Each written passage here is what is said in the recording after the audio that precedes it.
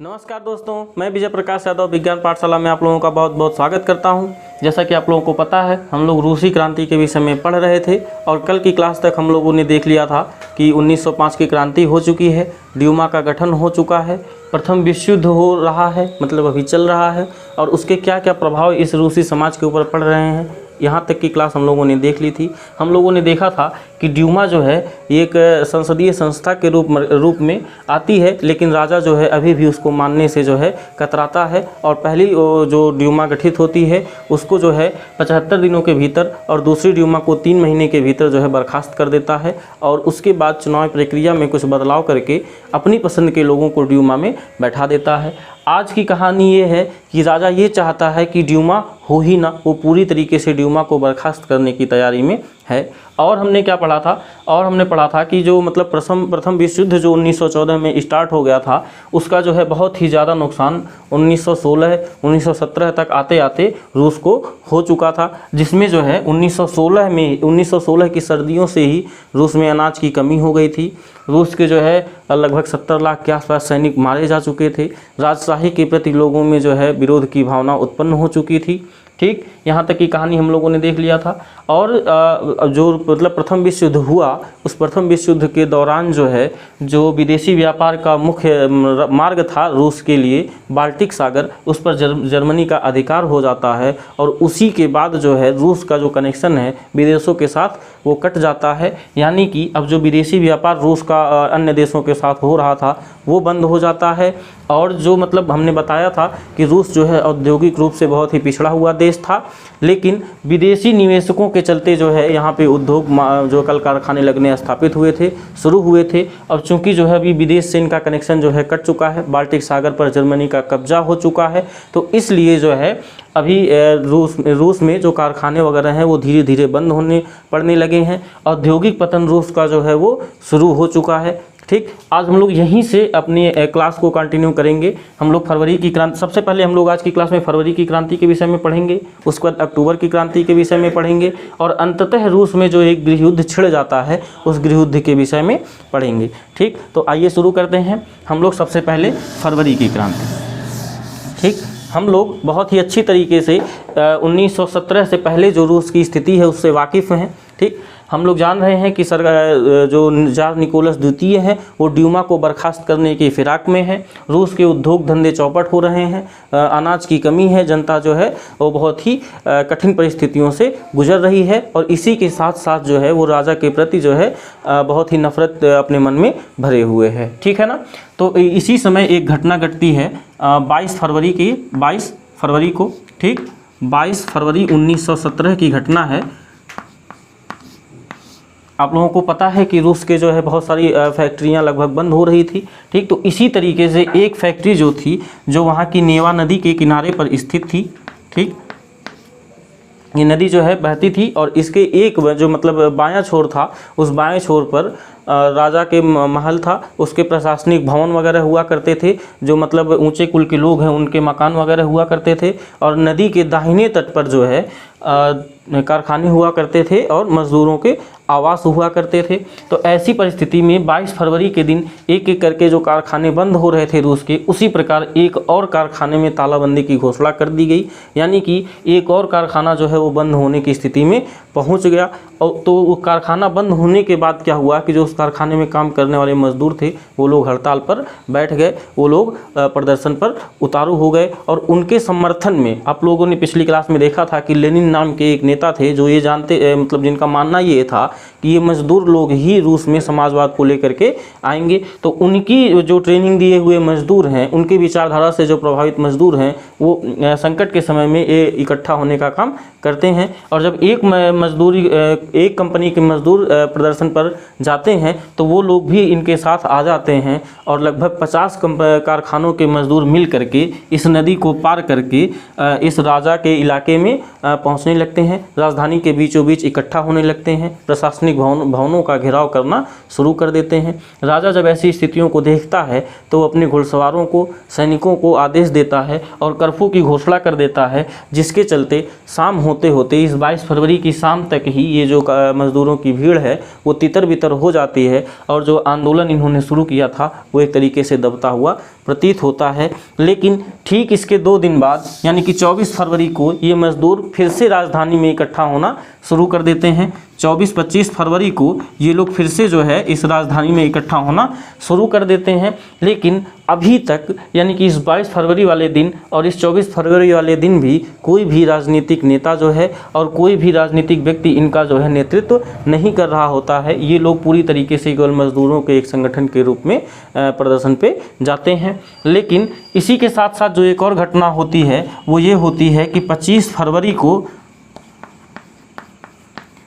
फरवरी को ही ड्यूमा जो है वो स्थगित हो जाती है। ठीक है ना। ड्यूमा को जार निकोलस द्वितीय ने बर्खास्त करने का आदेश दे दिया 25 फरवरी को। और जब 25 फरवरी को ड्यूमा बर्खास्त हो गई तो जो राजनीतिज्ञ लोग थे जो ड्यूमा में अपने आप को बचाए रखने के लिए राजा के और इस मजदूर की लड़ाई में अपने आप को एक तरीके से तटस्थ रखे हुए थे वो भी इन मजदूरों के साथ आकर के मिल जाते हैं और इस आंदोलन को एक नई दिशा प्राप्त होती है। राजनीतिज्ञों के इस जो है आंदोलन में शामिल हो जाने के कारण इस आंदोलन को बहुत ही अधिक जन समर्थन प्राप्त होता है। 26 फरवरी को बहुत ही अधिक मात्रा में लोग जो है राजधानी के आसपास इकट्ठा हो जाते हैं और 27 फरवरी के दिन ये लोग जो है पुलिस मुख्यालयों पर हमला करना शुरू कर देते हैं, वहाँ से हथियारों को लूटना प्रारंभ कर देते हैं। और ये सब घटनाओं को देख करके राजा जो है फिर से अपने सैनिकों को आदेश देता है कि जाइए और इनकी भीड़ को यहाँ से हटाइए। ठीक, लेकिन आज जो सैनिक है वो इन मजदूरों के ऊपर गोली चलाने से इनकार कर देते हैं और नहीं तो ये अपने एक जगह पर तो सैनिकों ने अपने ही मतलब जो ऑफिसर थे उनकी ही हत्या कर दी और वो खुद आकर के इन मजदूरों के साथ इस आंदोलन में शामिल हो गए। ठीक, अब जो है ये मजदूर और ये सैनिक जो इनके साथ मिले हुए हैं ये लोग मिल करके उसी जगह पर इकट्ठा होते हैं जहां पर कभी ड्यूमा की बैठक हुआ करती थी। उसी भवन में ये सारे लोग इकट्ठा होते हैं और एक पेट्रोग्राद सोवियत के नाम से एक संस्था का गठन करते हैं। ठीक है, पेट्रोग्राद सोवियत के नाम से एक संघ संस्था का गठन करते हैं। ठीक, ये लोग मजदूर और सैनिक जो कि राजा के खिलाफ बगावत पर उतारू हो चुके थे वो लोग ड्यूमा की बैठक जिस भवन में हो रही थी उसी भवन में इकट्ठा होते हैं और पेट्रोग्राद सोवियत के नाम से एक संस्था का निर्माण करते हैं। ठीक, इसके बाद अगले दिन क्या होता है, अगले दिन इस पेट्रोग्राद सोवियत से एक जो प्रतिनिधिमंडल है वो राजा से बातचीत करने के लिए जाता है। जिस बातचीत में राजा के जो सैनिक कमांडर होते हैं वो राजा को सलाह देते हैं कि आप राजगद्दी छोड़ दीजिए, यही इस परिस्थिति में उचित होगा। तो उनकी बात को मान करके जार निकोलस जो द्वितीय है वो 2 मार्च 1970 को अपनी राजशाही को ख़त्म करने के लिए, अपनी राजगद्दी को छोड़ने के लिए राज़ी हो जाता है और इसी के साथ ही रूस में ये जो राजशाही चली आ रही थी उसका अंत हो जाता है। ठीक, उसकी समाप्ति की आधिकारिक घोषणा हो जाती है। अच्छा, अब जब ये राजशाही ख़त्म हो जाएगी तो रूस का जो प्रशासन है उसको चलाने के लिए एक नई व्यवस्था की ज़रूरत होगी। ठीक, तो उस नई व्यवस्था को चलाने के लिए 2 बातें की गई। पहली चीज़ ये की गई कि एक अंतरिम सरकार का गठन किया गया। अंतरिम सरकार का गठन किया गया। ठीक, अंतरिम सरकार का क्या काम था कि अभी तुरंत वर्तमान की स्थिति में जैसे ही ये राजशाही खत्म होगी यानी कि 2 मार्च के बाद 3 मार्च से जो प्रशासनिक व्यवस्था होगी, रूस की जो परिस्थितियां होंगी उसको संभालने का कार्य ये अंतरिम सरकार करेगी। लेकिन इसके बाद एक संविधान सभा का गठन होगा।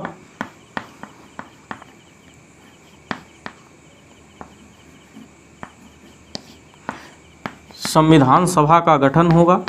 ठीक, और ये संविधान सभा क्या करेगी, ये संविधान सभा भविष्य के लिए रूस के लिए कानून बनाने का कार्य करेगी और इस संविधान सभा का गठन जो होगा वो सार्वभौम वयस्क मताधिकार के आधार पर होगा। यानी कि रूस के हर एक वयस्क नागरिक को, चाहे वो महिला हो, चाहे वो पुरुष हो, चाहे वो अमीर हो, चाहे वो गरीब हो, उन सबको वोट डालने का अधिकार होगा इस संविधान सभा के चयन के लिए। ठीक, ये सब स्थितियां चल ही रही होती हैं रूस में। लेकिन इसी में एक व्यक्ति थे जिनका नाम था व्लादिमीर लेनिन, जिनका निर्वासन 1914 में जार निकोलस द्वितीय के द्वारा कर दिया गया था। क्योंकि वो जो युद्ध था प्रथम विश्व युद्ध में रूस के शामिल होने का लगातार विरोध कर रहे थे, जिसके चलते जार निकोलस द्वितीय ने उनको रूस से निर्वासित कर दिया था। क्योंकि 2 मार्च को जब जार निकोलस की राजशाही समाप्त हो जाती है तो लेनिन वापस आते हैं, और अप्रैल में जब लेनिन वापस आते हैं, अप्रैल 1917 में जब लेनिन वापस आते हैं तो वो क्या देखते हैं कि सोवियत की गठन तो हो चुकी है, लेकिन एक अंतरिम सरकार नामक संस्था का प्रावधान कर दिया गया है जो कि अभी प्रशासनिक व्यवस्था को संभाल रही है, और एक संविधान सभा बनाने की व्यवस्था की गई है जो कि रूस के लिए भविष्य के लिए कानून बनाएगी। तो ये सब चीज़ें अच्छी नहीं लगती किसको? लेनिन को। ठीक है, लेनिन को ये व्यवस्था बिल्कुल पसंद नहीं आती। वो आते ही कहते हैं कि यही तो समय है जब हमारे जो मतलब विचार हैं उनको खुल करके सामने आने देना चाहिए, क्योंकि जो अंतरिम सरकार का गठन हुआ था इसने अब संगठन बनाने की और जो अभिव्यक्ति की स्वतंत्रता थी वो सभी लोगों को दे दी थी। तो आते ही लेनिन जो सबसे पहला कार्य करते हैं वो करते हैं कि हमारी जो पार्टी थी, अभी तक जो इनकी पार्टी चलती थी बोल्शेविक पार्टी, उसका नाम बदल करके रूसी कम्युनिस्ट पार्टी करते हैं। ठीक, और कहते हैं कि यही ठीक समय है जब जब सोवियत का गठन हो ही गया है तो इस सोवियत को सरकार कर ये सत्ता जो है उस पर अधिकार कर लेना चाहिए, और ये जो व्यवस्था है इसको समाप्त करके एक समाजवादी समाज के निर्माण के लिए काम करना चाहिए। ठीक, तो ये आते हैं लेनिन, और लेनिन आते ही सबसे पहला काम करते हैं कि जो उनकी मतलब पार्टी थी बोल्शेविक पार्टी, उसका नाम बदलते हैं, और उसका नाम बदल करके अभी वो रूसी कम्युनिस्ट पार्टी कर देते हैं। ठीक, रूसी कम्युनिस्ट पार्टी करने के बाद जो है वो जो प्रस्ताव सामने रखते हैं, जब वो कहते हैं कि सोवियत को सत्ता पर अधिकार कर लेना चाहिए, तो उसके बाद जो है क्या काम किए जाने चाहिए इस सोवियत के द्वारा, उसके लिए उन्होंने एक अप्रैल थीसिस दी। जो विचार उन्होंने प्रकट किए उसको अप्रैल थीसिस के नाम से जाना जाता है।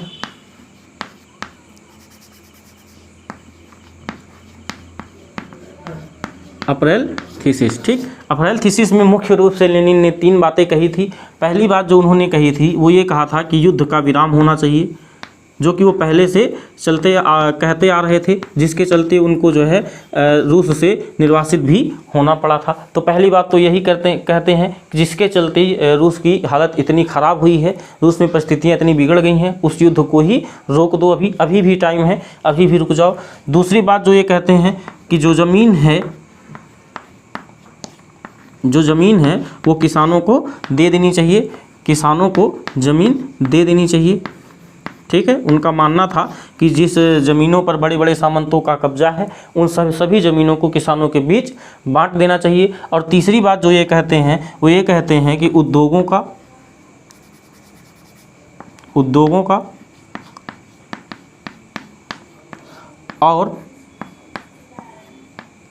उद्योगों और बैंकों का राष्ट्रीयकरण कर दिया जाना चाहिए। बैंकों का राष्ट्रीयकरण कर दिया जाना चाहिए। ठीक, तो ये जो है अप्रैल थीसिस के नाम से जाना जाता है। लेनिन के विचार हैं ये।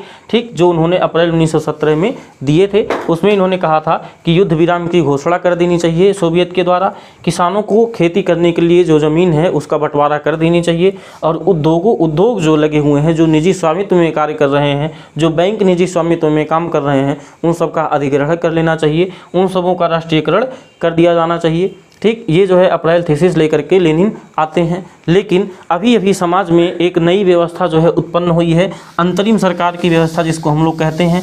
लोग उस व्यवस्था से जो है सहमत हैं, वो लोगों द्वारा बनाई गई व्यवस्था है। क्योंकि जो है सोवियत में जो मतलब सोवियत नई अभी पेट्रोग्राद सोवियत गठित हुई थी, उसमें बाकायदा मतलब मतदान करवा करके उस व्यवस्था के लिए सहमति ली गई थी, और लोग उस बात से सहमत थे। और अचानक से ये लेनिन आकर के एक अलग बात कह रहे थे, तो लोगों को ये नहीं लग रहा था, जो इनकी पार्टी के ही समर्थक थे, जो बोल्शेविक पार्टी के ही समर्थक थे, वो भी इनका समर्थन करने के लिए एक बार अपने आप को राजी नहीं कर पाए। क्योंकि उन्होंने ही एक नई व्यवस्था का निर्माण किया था, और लेनिन आ करके उस व्यवस्था को बदलने के लिए कह रहे थे। वो व्यवस्था कौन सी थी? अंतरिम सरकार वाली व्यवस्था, जिसका विरोध लेनिन कर रहे थे। ठीक, तो ज़्यादातर जो लोग थे उस टाइम पे, मतलब अप्रैल में, वो लोग अंतरिम सरकार का समर्थन कर रहे थे, लेकिन लेनिन अपनी ही अलग ही एक विचारधारा को लेकर के चल रहे थे। लेकिन लेनिन की जो पैठ थी वो मजदूरों में थी। लेनिन जो अपनी ताकत मजदूरों के बदौलत ही मानते थे और लेनिन को लगता था कि ये मजदूर ही समाजवादी समाज का निर्माण करेंगे। तो उन्होंने बस वही अपना गेम खेला और धीरे धीरे मजदूरों के बीच में अपनी बात को मनवाने की कोशिश की। और जैसे जैसे 1917 की गर्मियाँ आईं, 1917 की गर्मियों में 1917 की गर्मियों में क्या हुआ कि ये जो मज़दूर लोग थे ये फिर से आंदोलन के लिए इकट्ठा होने लगे और ये लोग अपना मज़दूर समिति का गठन करने लगे।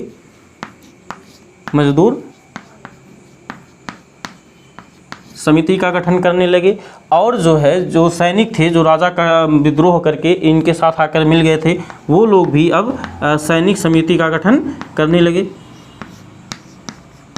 सैनिक समिति का गठन करने लगे और धीरे धीरे जो है सरकार का विरोध प्रारंभ हो जाता है। ठीक, धीरे धीरे सरकार का विरोध प्रारंभ हो जाता है। मज़दूर लोग जो हैं फैक्ट्रियों को फिर से चलाने की मांग करते हैं और जो मतलब खेत हैं उनको किसानों के बीच बंटवारे की बात करते हैं। लेकिन जो अभी नई नई अंतरिम सरकार बनी है उसमें जो है उन्हीं सामंत वर्ग के लोगों का प्रभुत्व है। जो सैनिक थे, इन सैनिकों के जो बड़े बड़े ऑफिसर थे वो जो है अभी सोवियत अंतरिम सरकार में बैठे हुए थे। यानी कि मजदूर जो है क्रांति तो किए थे, मजदूर जो है आंदोलन तो किए थे, लेकिन इनका फ़ायदा जो है उन सामंतों को और सैनिक ऑफिसरों को मिल रहा था। इन लोगों को अपना अधिकार अभी तक नहीं मिला हुआ था। तो ये लोग जो है अपनी समिति बना करके और अपनी सैनिक समिति बना करके अपने अधिकारों का मांग कर रहे थे और लेनिन जो है इस आग को धीरे धीरे हवा देने का कार्य कर रहे थे। ठीक, तो 1917 की गर्मियों में ये सब चीज़ें मतलब होने लग गई और इसी बीच जो है लेनिन ने एक अखिल रूसी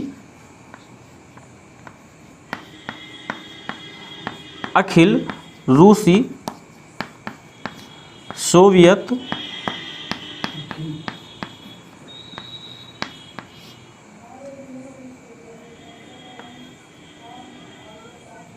अखिल रूसी सोवियत कांग्रेस का गठन किया।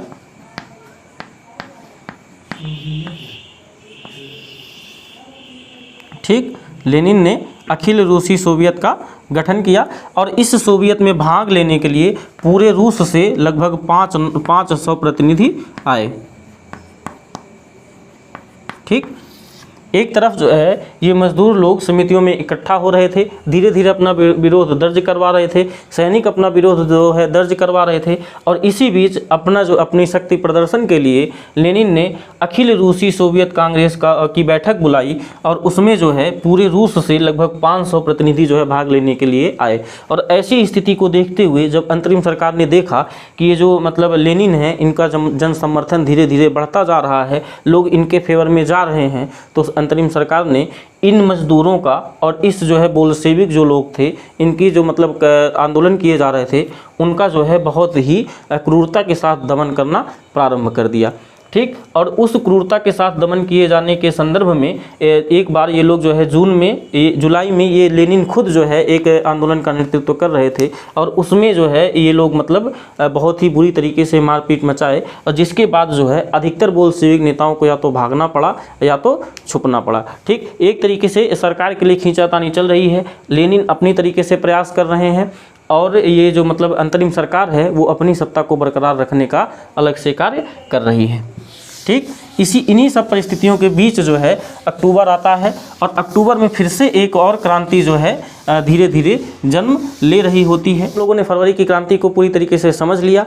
कल की वीडियो में हम लोग अक्टूबर की क्रांति के विषय में समझ रहे होंगे जिसमें लेनिन की मुख्य भूमिका होगी। ठीक, कल की क्लास में हम लोग इसको समझने का प्रयास करेंगे। ठीक, तब तक के लिए वीडियो अगर आज की अच्छी लगी हो तो इसको लाइक कर दीजिए, अपने दोस्तों के साथ शेयर कर दीजिए और कल की वीडियो का नोटिफिकेशन पाने के लिए चैनल को सब्सक्राइब करके बेल आइकन को दबा दीजिए। नमस्कार, जय हिंद।